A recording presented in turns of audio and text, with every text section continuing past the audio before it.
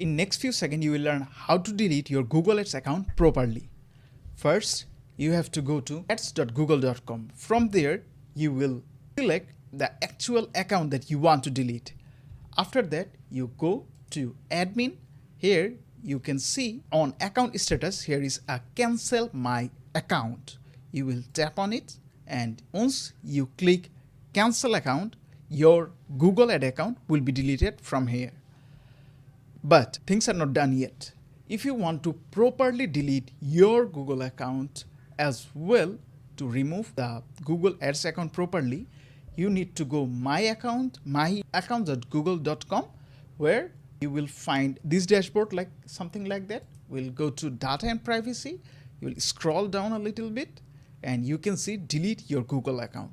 Once you delete your Google Ad account, Google account as well, you will completely delete the Google Ad account and the Google account as well.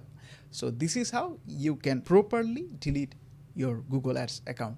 If you need any help regarding to your Google Ads or media buying, you can book a meeting with me from the description. You can see a link in the description and you can book a meeting with me. Thank you.